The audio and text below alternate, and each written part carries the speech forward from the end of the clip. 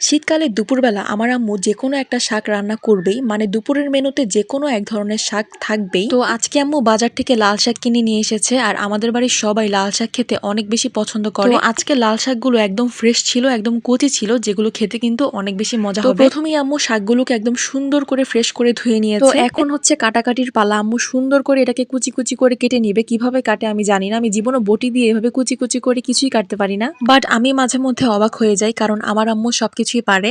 আজকে আম্মু শাকটাকে পেঁয়াজ রসুন দিয়ে সুন্দর করে ভাজি করে নেবে। আমি নিজেই সব শাক খেতে একদমই পছন্দ করি না, কিন্তু লাল শাকটা আমার কাছে অনেক বেশি ভালো লাগে। আমার কাছে তো সব থেকে বেশি ভালো লাগে লাল শাকের কালার, কারণ এর যে কালারটা আছে রেড কালার, এটা আমার অনেক বেশি পছন্দ। আম্মুর লাল শাক কাটা একদমই কমপ্লিট হয়ে গিয়েছে। এখন আম্মু কেটে নেবে পেঁয়াজ মরিচ রসুন।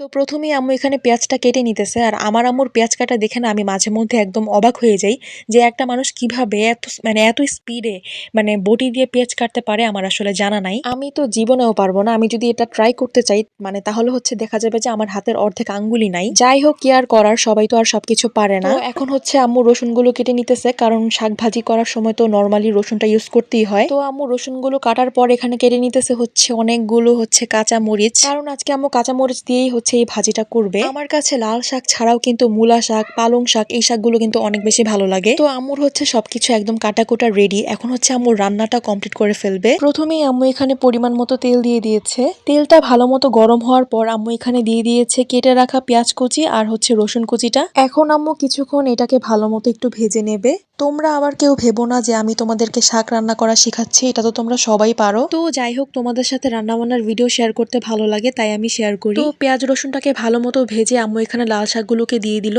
শাকের মধ্যে মনে হয় এটাই একমাত্র শাক যেই শাকের কালারটা এত সুন্দর রেড কালার। এখন আম্মু শাকটাকে একটু সুন্দর করে রান্না করে নিবে। তো এখন আম্মু শাকটার মধ্যে একে একে করে সবকিছু দিয়ে দিবে। প্রথমে দিয়ে দিল কাঁচামরিচ, তারপরে এখানে দিয়ে দিয়েছে পরিমাণ মতো লবণ। বাই দা ওয়ে, রান্না করার মধ্যে কিন্তু শাক রান্না করাটা খুবই ইজি, এটা খুবই খুবই ইজি। তো এখন আম্মু এটাকে জাস্ট কিছুক্ষণ নেড়ে চেড়ে সুন্দর করে রান্না করে নিবে। তবে শাকটাকে দেখতে এখন যত বেশি মনে হচ্ছে, রান্না হয়ে গেলে কিন্তু এটা একদম অল্প হয়ে যায়। তো যাই হোক, যারা আমার ভিডিও রেগুলার দেখো, তোমরা কিন্তু অবশ্যই অবশ্যই আমাকে সাপোর্ট করতে একদমই ভুলবে না। অবশ্যই কিন্তু আমার ভিডিও ভালো লাগলে কমেন্ট করবে, শেয়ার করবে, আর যারা কিনা আমার পেজে নতুন তারা কিন্তু হচ্ছে একটা ফলো দিয়ে দিতে পারো, কারণ তোমাদের ভালোবাসা পেলেই কিন্তু আমি অনেক বেশি ইন্সপায়ার্ড হব। তো কথা বলতে বলতে দেখো শাক রান্নাও কিন্তু একদম কমপ্লিট হয়ে গিয়েছে। আর যেটা বলেছিলাম, এটা প্রথমে দেখতে অনেক বেশি মনে হচ্ছিল, এখন কিন্তু পরিমাণে খুবই অল্প হয়ে গিয়েছে। আর দেখো ফাইনালি কিন্তু শাক রান্না একদমই কমপ্লিট হয়ে গিয়েছে। আর এখন হচ্ছে এটা আমি গরম গরম সাদা ভাত দিয়ে খাবো। তো গরম গরম সাদা ভাতের সাথে লাল শাকের কম্বিনেশনটা কিন্তু একদমই জোস। সো আজকের ভিডিওটা এই পর্যন্তই। যারা আমার ভিডিও দেখতে পছন্দ করো, অবশ্যই কিন্তু তোমরা লাইক কমেন্ট শেয়ার করে দিতে একদমই ভুলবে না। সো সবাই ভালো থাকবে। আল্লাহ হাফেজ।